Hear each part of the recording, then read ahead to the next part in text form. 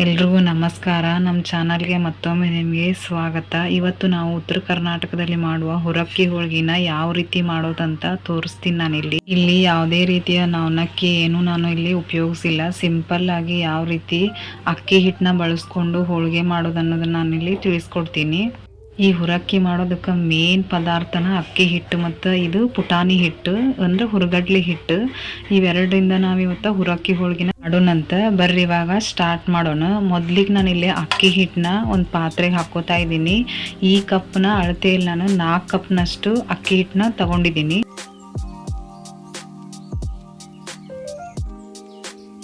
ಇವಾಗ ನಾವು ತಗೊಂಡಿರೋ ಅಕ್ಕಿ ಹಿಟ್ಟನ್ನ ಒಂದು 2 ನಿಮಿಷ ಲೋ ಫ್ಲೇಮಲ್ಲಿ ಚೆನ್ನಾಗಿ ಈ ಥರ ಹುರ್ಕೊಳ್ಳಿ. ಯಾಕಂದ್ರೆ ನಾವು ಮೊದಲೇ ಅಕ್ಕಿನ ಹುರಿದು ಹಿಟ್ಟು ಹಾಕಿಸ್ದೇ ಇರೋದ್ರಿಂದ ಹಿಟ್ಟನ್ನು ಹುರಿದುಕೊಳ್ಬೇಕಾಕತಿ. ನೀವೇನು ಜಾಸ್ತಿ ಹೊತ್ತೇನು ಹುರಿಬೇಕಂತಿಲ್ಲ. ಜಸ್ಟ್ ಹಿಟ್ಟನ್ನ ಕೈಲೇ ಮುಟ್ಟಿದ್ರೆ ಬಿಸಿ ಆದ್ರೆ ಸಾಕು. ಅಲ್ಲಿವರೆಗೂ ಫ್ರೈ ಮಾಡಿಕೊಂಡ್ರೆ ಆಯಿತು. ನಾನಿವಾಗ ಇದನ್ನು ಆಫ್ ಮಾಡ್ತಾ ಇದ್ದೀನಿ.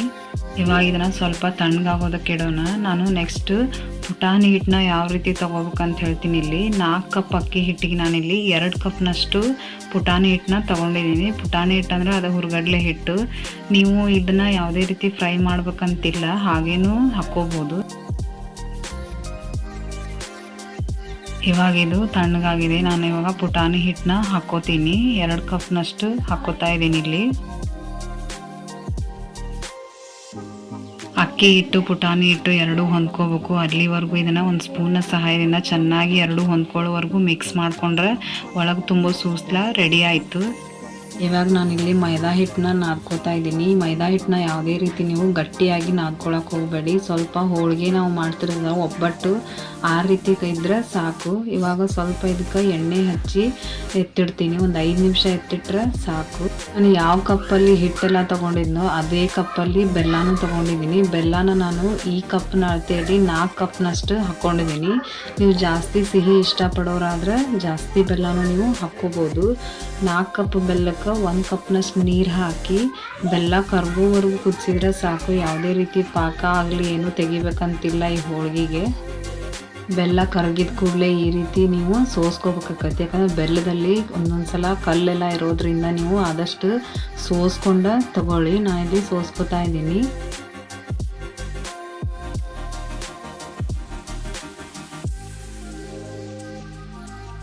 ಇವಾಗ ಈ ಬೆಲ್ಲದ ಪಾಕನ ನಾನು ಆವಾಗಲೇ ಮಿಕ್ಸ್ ಮಾಡಿ ಇಟ್ಕೊಂಡಿದ್ವಲ್ಲ ಅಕ್ಕಿ ಹಿಟ್ಟು ಮತ್ತು ಪುಟಾಣಿನ ಆ ಮಿಶ್ರಣಕ್ಕೆ ಹಾಕ್ಕೊಂಡು ಇವಾಗ ಕಲಿಸ್ಕೊತಾ ಇದ್ದೀನಿ. ನೀವು ಇಷ್ಟು ಅಕ್ಕಿ ಹಿಟ್ಟಿಗೆ ಒಮ್ಮೆ ಈ ಪಾಕ ಹಾಕಿ ಕಲಿಸ್ಕೊಳಕ್ಕೆ ಹೋಗಬೇಡಿ. ಯಾಕಂದ್ರೆ ಅಕ್ಕಿ ಹಿಟ್ಟು ಹಾಕಿರೋದ್ರಿಂದ ಬೇಗ ಗಟ್ಟಿ ಆಗುತ್ತದೆ. ಅದಕ್ಕೆ ಸ್ವಲ್ಪ ಅಕ್ಕಿ ಹಿಟ್ಟಿಗೆ ಸ್ವಲ್ಪ ಈ ಥರ ಬೆಲ್ಲದ ಪಾನಕ ನೀವು ಹಾಕಿ ನಿಮ್ಗೆ ಎಷ್ಟಾಗುತ್ತೋ ಅಷ್ಟು ಹಾಕಿ ನಾದ್ಕೊಂಡ್ರೆ ಸಾಕು. ನೀವು ಒಮ್ಮೆ ಇಷ್ಟು ಅಕ್ಕಿ ಹಿಟ್ಟಿಗೆ ಈ ಬೆಲ್ಲ ಪಾನಕ ಹಾಕಿ ಕಲಸೋದ್ರಿಂದ ಹಿಟ್ಟು ಬೇಗ ಗಟ್ಟಿ ಆಕತಿ. ಆದ್ರಿಂದ ನೀವು ಮಾಡೋ ಹೋಳಿಗೆಗಳು ಎಣ್ಣೆಗೆ ಹಾಕಿದ ತಕ್ಷಣ ಅದು ಒಡೆದೋಗ್ಬಿಡ್ತಾವೆ. ಯಾಕಂದ್ರೆ ಹಿಟ್ಟು ಗಟ್ಟಿಯಾಗಿರೋದ್ರಿಂದ ಅದು ಜಾಸ್ತಿ ಸ್ಪ್ರೆಡ್ ಆಗಲ್ಲ ನೀವು ಲಟ್ಸೋವಾಗ. ಆದ್ರಿಂದ ಏನಾಗ್ತದೆ, ಅದು ಒಂದೇ ಕಡೆ ಕುತ್ಕೊಳ್ಳೋದ್ರಿಂದ ನೀವು ಎಣ್ಣೆಗೆ ಹಾಕಿದ ತಕ್ಷಣ ಅದು ಒಡೆದೋಗ್ಬಿಡ್ತತಿ. ನೀವು ಇಷ್ಟೆಲ್ಲ ಮಾಡ್ಕೊಳ್ಳೋ ಹೊತ್ತಿಗೆ ನಾವು ಆವಾಗಲೇ ಕಲಸಿಟ್ರು ಮೈದಾ ಹಿಟ್ಟು ಚೆನ್ನಾಗಿ ನೆಂದಿರ್ತತಿ. ನೀವು ಅದನ್ನು 1 ನಿಮಿಷ ಚೆನ್ನಾಗಿ ಕೈಲೇನೆ ಮಿದ್ಕೊಂಡು ಈ ರೀತಿ ಒಂದು ಚಿಕ್ಕ ಉಂಡೆನ ಕೈಯಲ್ಲಿ ಸ್ಪ್ರೆಡ್ ಮಾಡಿ ಈ ಹೂರ್ಣದ ಉಂಡೆನ ಅದ್ರೊಳಗೆ ಹಾಕಿ ನೀವು ಮೋದಕ ಮಾಡೋ ರೀತಿನ ಮಾಡಿ ಅದನ್ನು ಅದರ ಎಡ್ಜಸ್ನ ಸ್ವಲ್ಪ ಚೆನ್ನಾಗಿ ಕ್ಲೋಸ್ ಮಾಡ್ಕೊಳ್ಳಿ. ಇಲ್ಲಾಂದ್ರೆ ಇದು ಒಡಿಬೋದು. ಆದ್ದರಿಂದ ಆದಷ್ಟು ಯಾವುದೇ ರೀತಿ ಹೂರ್ಣ ಕಾಣಬಾರ್ದು, ಆ ರೀತಿ ಇದನ್ನು ಕ್ಲೋಸ್ ಮಾಡ್ಕೊಳ್ಳಿ. ಈ ರೀತಿ ಒಂದು ಚಿಕ್ಕ ಉಂಡೆನ ಕೈಯಲ್ಲಿ ಸ್ಪ್ರೆಡ್ ಮಾಡಿ ಈ ಹೂರ್ಣದ ಉಂಡೆನ ಅದ್ರೊಳಗೆ ಹಾಕಿ ನೀವು ಮೋದಕ ಮಾಡೋ ರೀತಿನ ಮಾಡಿ ಅದನ್ನು ಅದರ ಎಡ್ಜಸ್ನ ಸ್ವಲ್ಪ ಚೆನ್ನಾಗಿ ಕ್ಲೋಸ್ ಮಾಡ್ಕೊಳ್ಳಿ. ಇಲ್ಲಾಂದ್ರೆ ಇದು ಒಡಿಬೋದು. ಆದ್ದರಿಂದ ಆದಷ್ಟು ಯಾವುದೇ ರೀತಿ ಹೂರ್ಣ ಕಾಣಬಾರ್ದು, ಆ ರೀತಿ ಇದನ್ನು ಕ್ಲೋಸ್ ಮಾಡ್ಕೊಳ್ಳಿ. ಇಷ್ಟು ಮಾಡಿದರೆ ಈ ರೀತಿ ಮಾಡಿದರೆ ಸಾಕು. ನಾನಿಲ್ಲಿ ಇದೇ ರೀತಿ ಒಂದು 4 ರಿಂದ 5 ಈ ಥರ ಉಂಡೆಗಳನ್ನ ಮಾಡಿಟ್ಕೊತೀನಿ. ಅಂದರೆ ಇದು ಲಟ್ಸೋದು ಜಾಸ್ತಿ ಹೊತ್ತು ಆಗೋದಿಲ್ಲ. ಆದ್ದರಿಂದ ನೀವು 5 ರಿಂದ 6 ಇಲ್ಲ 7 ರಿಂದ 8 ಈ ರೀತಿ ಒಮ್ಮೆ ಮಾಡಿಕೊಂಡು ಒಮ್ಮೆ ಮಾಡೋದ್ರಿಂದ ಬೇಗ ಆಗುತ್ತೆ. ಈ ಹೂರ್ಣ ತಿಂಬಿರೋ ಉಂಡೆನ ನೀವು ಹಾಗೆ ಇಡಕ್ಕೆ ಹೋಗಬೇಡಿ. ಒಂದು ಪ್ಲೇಟಲ್ಲಿ ಸ್ವಲ್ಪ ಎಣ್ಣೆ ಹಾಕಿ ಅದರಲ್ಲಿಡಿ. ಆದ್ರಿಂದ ಯಾವುದೇ ಕಾರಣಕ್ಕೂ ಇದು ಕಿತ್ತು ಬರಲ್ಲ. ನೀವು ಹಾಗೆ ಇಟ್ಟರೆ ಅದು ಪ್ಲೇಟಿಗೆ ಹತ್ತಿ ಕಿತ್ತು ಬರೋ ಚಾನ್ಸಸ್ ಇರ್ತೈತಿ.